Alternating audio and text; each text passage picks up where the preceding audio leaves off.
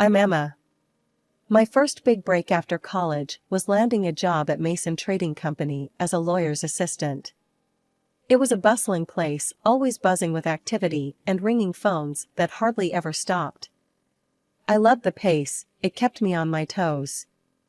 In those early days, while I was still figuring out which elevator took me where, I ran into Tom.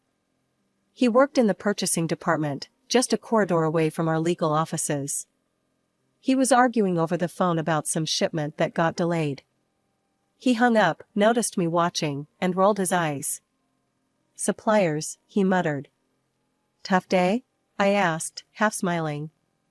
"You could say that. Every day is a battlefield here. You knew?" "Yeah, just started this week. I'm Emma." "Tom. Welcome to the madness. Don't let the chaos scare you off."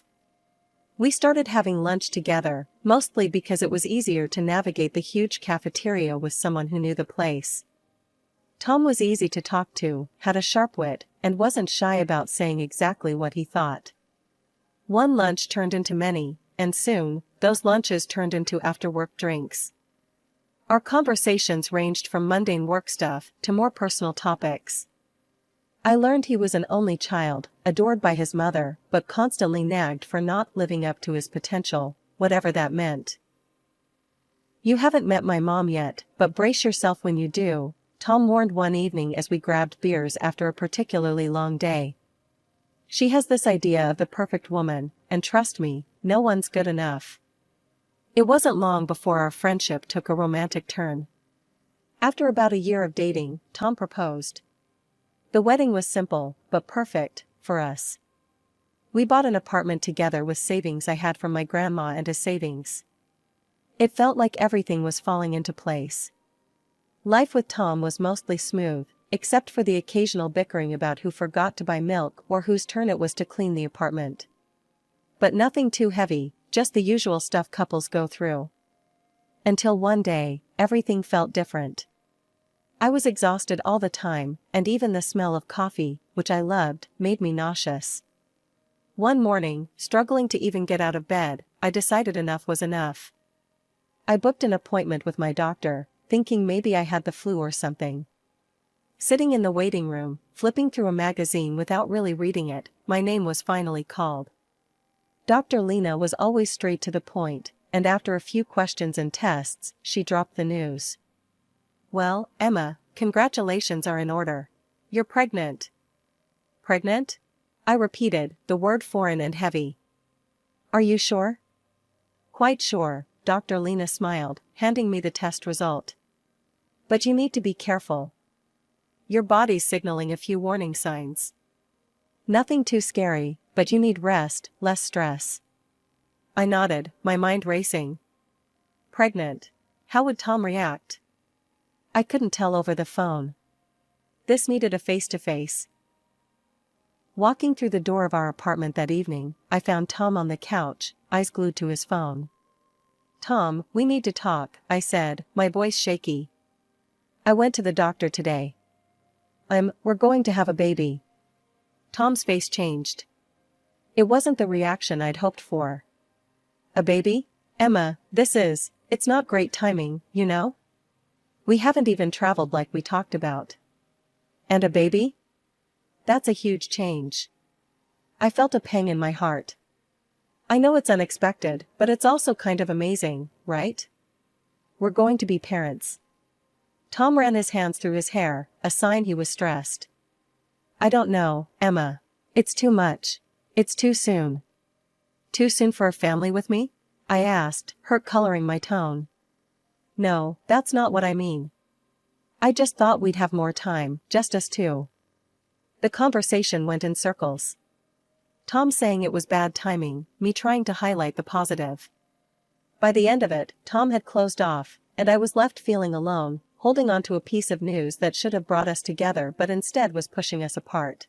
The next day, I spoke to my boss, Mr. Harlow. I needed some accommodation, given the doctor's orders.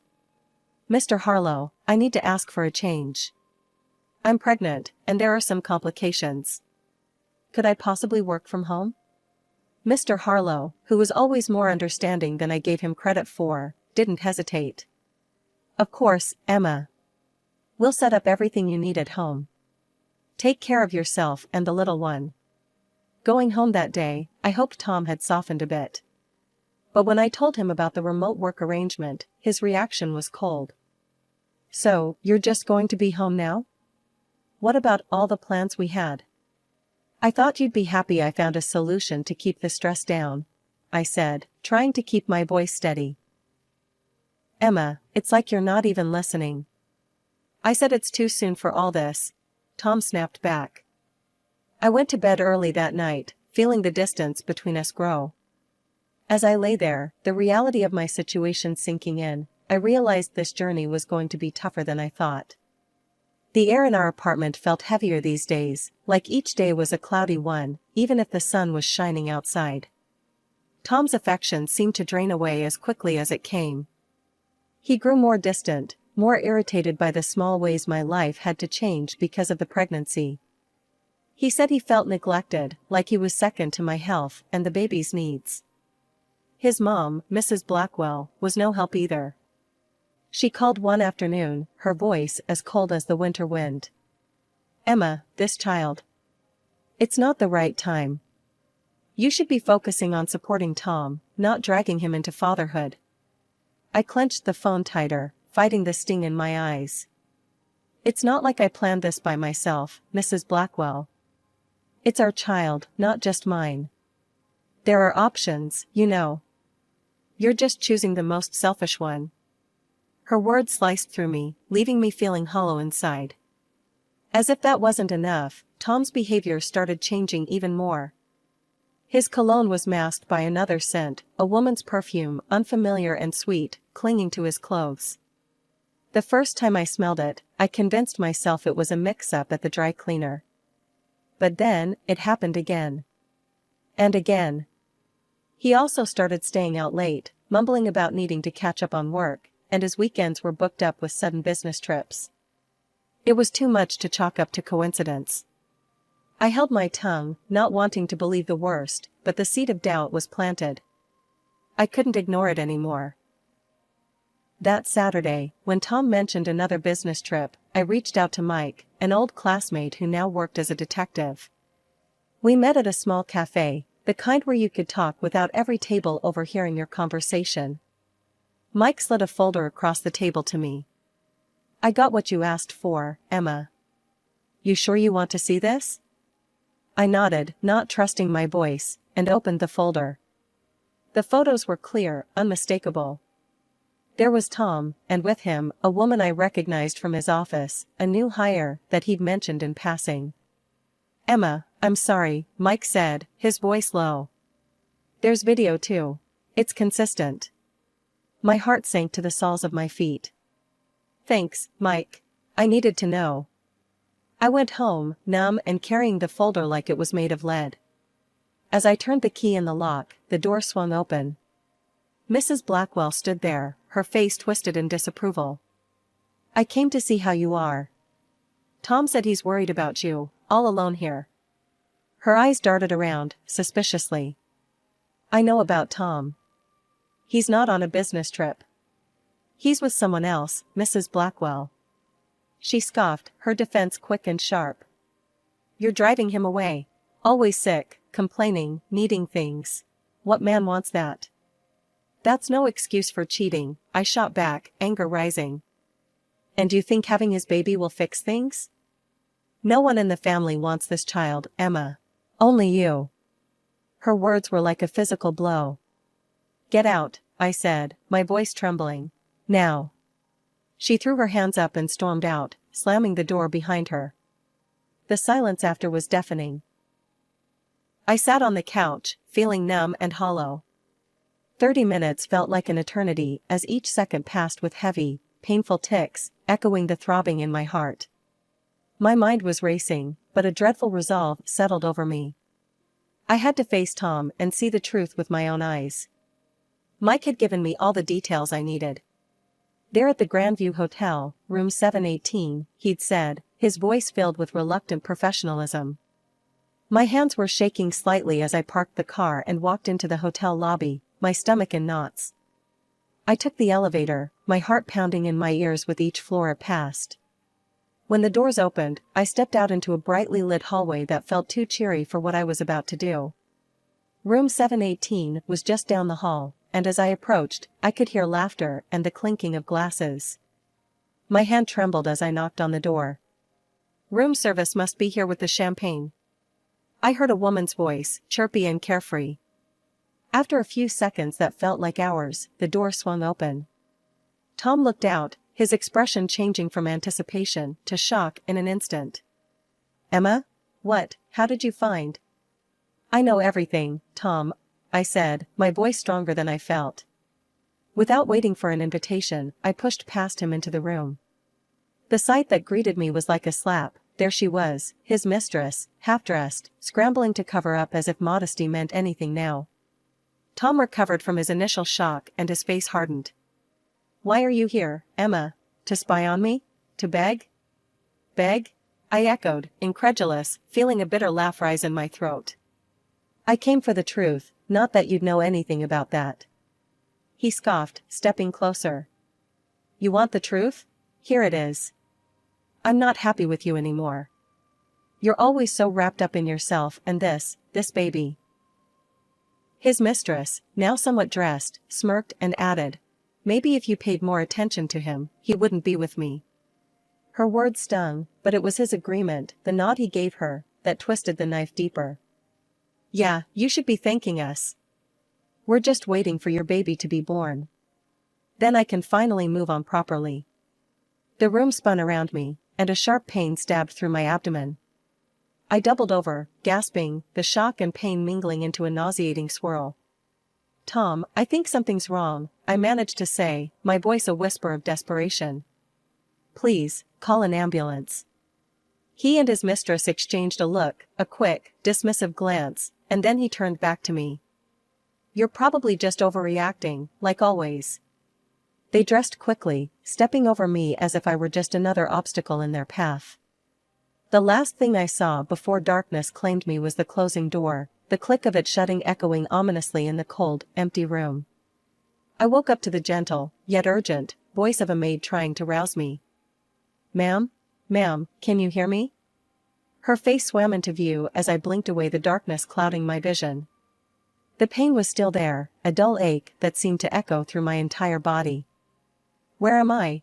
My voice sounded hoarse, foreign even to my own ears. "You're still in the hotel room, dear. I found you on the floor. I'm calling an ambulance now." True to her word, the next thing I knew, I was being wheeled through the emergency room. The hospital lights were harsh, blinding, as nurses and doctors swarmed around, their voices a cacophony of concern that I could barely comprehend. They asked questions, too many questions, but all I could think about was the betrayal and the pain.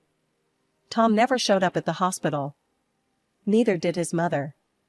Calls went unanswered, their silence more painful than any physical wound. By the time the doctor came with the news that I had lost the baby, the grief was so heavy, so overwhelming, it was all I could do not to scream. The loss was not just a personal tragedy, it felt like an injustice, one that Tom, his mistress, and his mother had a hand in. They had abandoned me, left me alone at my most vulnerable. The bitterness and anger stewed inside me, brewing a storm. After what felt like an eternity, the hospital discharged me. I drove straight to our apartment, and began packing Tom's things. Each shirt I folded, each sock I threw into the box, was a severance, a cutting of ties. With his belongings piled in the trunk of my car, I drove to Mrs. Blackwell's house. I didn't bother with niceties. I unloaded his things right in the driveway, letting them fall wherever they may. I didn't knock, I just walked in. Mrs. Blackwell was sitting in the living room, a look of resignation on her face. She knew why I was there. "Emma," she started, her tone weary, "you should just leave. Take what dignity you have left." "Dignity?" I laughed, but there was no humor in it. "You think I came here for a lecture on dignity from you? He's my son. I stand by him. And he will be better off without you," she said bluntly. "He has excellent lawyers. You'll only embarrass yourself." At that, something snapped inside me. Do you even care that your grandchild is gone? That your son left me alone in a hotel room to lose his child? Her eyes flickered away, unable to meet mine. It's a tough situation. It's done, Emma. I stepped closer, my voice low and steady. How did you feel, as a mother, knowing what happened? Knowing your grandchild was lost? She didn't answer, just looked away, a crack in her composed facade. I will see your son in court, I said, the words heavy with promise. You can tell him that. Turning on my heel, I left her sitting there, alone with the weight of her choices. As I walked back to my car, the cool air felt sharp against my skin, but my path had never been clearer. I would fight. Not just for me, but for the life that was lost, and for the truth that needed seeing the light of day. Stepping into the courthouse, I felt every eye on me, or maybe it was just the weight of what was about to happen pressing down. My best friend from college, Lucy, was right beside me. She'd become a shark in the courtroom, known for tearing apart even the slickest defense. When I told her about everything, she didn't hesitate. I've got this, Emma. And don't worry about the fees. This one's on me, Lucy had said, her voice fierce and reassuring. We sat at our table, papers neatly arranged, evidence at the ready. Across from us, Tom and his mistress looked competent, a smugness that irked me. As the proceedings began, their lawyer painted a picture of me as unstable, broken by grief into fabricating stories. The plaintiff has suffered immense emotional distress, yes, which has led to these wild accusations. There is no substantial evidence of any affair or wrongdoing on my client's part. When it was our turn, Lucy stood, her presence commanding the room. Your Honor, not only do we have substantial evidence, but we also have a testimony that will corroborate everything my client has claimed. She presented the photos first, clear and undeniable proof of the affair, passed around for the judge and eventually to the opposing counsel who looked visibly shaken as they viewed them. Next, Lucy played the video from the hotel. The room fell silent as the scene played out. I enter the hotel, then Tom and his mistress, laughing, hugging, leave the hotel without a hint of concern. But that's not all, Lucy continued. She called the maid who found me to the stand. Her testimony was simple, but powerful. I found her on the floor, unconscious. They were gone. She could have died. Tom's face had gone white, and his mistress couldn't sit still, her leg bouncing nervously. When they were given a chance to respond, Tom stood up, his voice shaky. This isn't how it looks. We were just scared and confused. Scared? So you leave your pregnant wife unconscious on the floor? Lucy shot back, her tone icy. The judge took everything into consideration, the weight of the evidence, the testimonies. After what felt like a lifetime, he spoke. I find in favor of the plaintiff, Emma Blackwell. The evidence of infidelity and negligence is overwhelming. I am granting a 50-50 division of all marital assets, as well as financial compensation for the emotional distress caused by the actions of the defendants. As we walked out of the courtroom, Lucy elbowed me gently, a victorious glint in her eye. How's that for justice? I managed a small smile, feeling a mix of relief and sorrow. Thanks, Lucy. I couldn't have done this without you. Life had been limping back to normal after the courtroom drama. I bought a small apartment, and every new piece of furniture, every picture hung, was a step away from my past torment. The only shadow that loomed over my fresh start was seeing Tom and his mistress together at work, a constant reminder of the betrayal. One afternoon, as I was sorting through some legal briefs, my phone buzzed with a number I hadn't seen in a while. It was Tom's mother, Mrs. Blackwell. Emma, could we meet? I need to talk to you. Her voice trembled over the phone. I hesitated, memories of our last encounter flashing through my mind. Why should I meet you, Mrs. Blackwell? It's about Tom, and your company. Please, I wouldn't ask if it wasn't important. Curiosity piqued and a bit of old loyalty to the company that stood by me, I agreed. We met at a small cafe, away from prying eyes. She looked worn, her eyes rimmed with red, as if she had been crying. Tom, he's not the boy I raised anymore. She started, not meeting my eyes. He and that woman, they're planning to cheat the company, sell off assets, and they want to force me out of my home.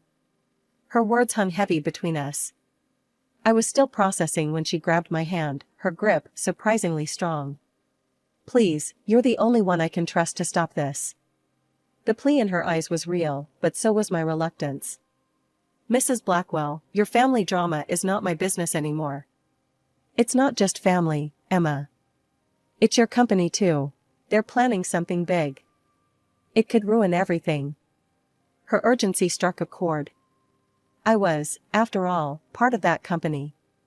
It had given me a chance when I was just a college grad, and many of my colleagues were like family.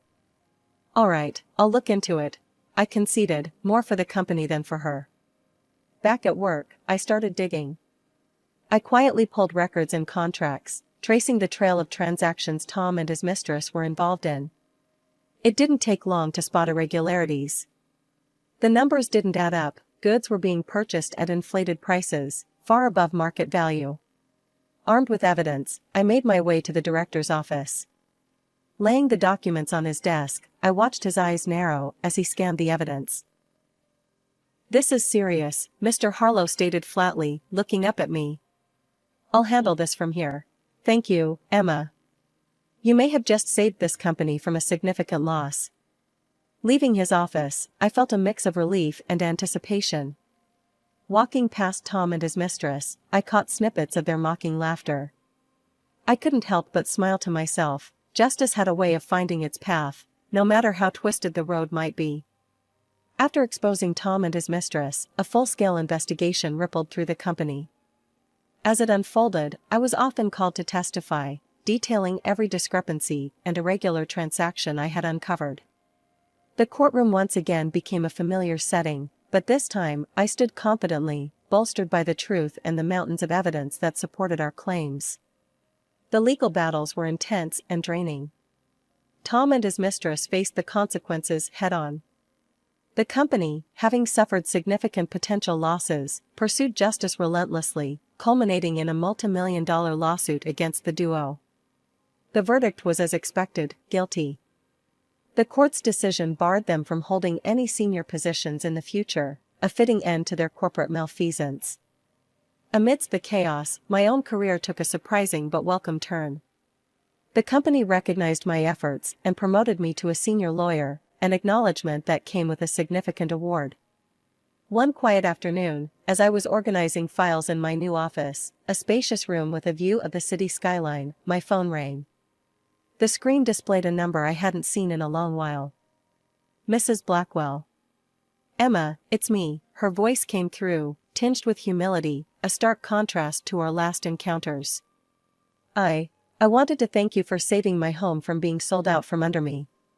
Her gratitude was genuine, and despite everything, I felt a twinge of sympathy for her. You're welcome. I did what I felt was right.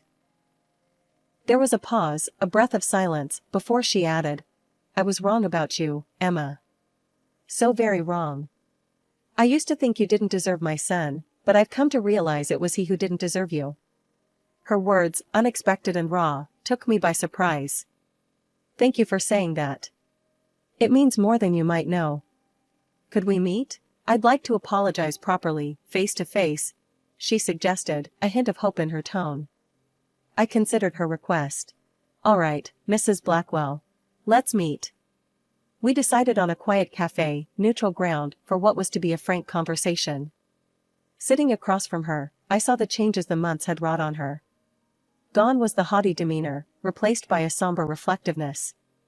Emma, I'm sorry for everything. I was blinded by my own expectations, my own desires for Tom, that I couldn't see the truth. You were always the stronger person, and I admire that deeply now, she confessed, her eyes not meeting mine. It's been a tough journey for us all, I acknowledged, my voice steady. But your apology is accepted, Mrs. Blackwell. We talked more, about life, about lessons learned.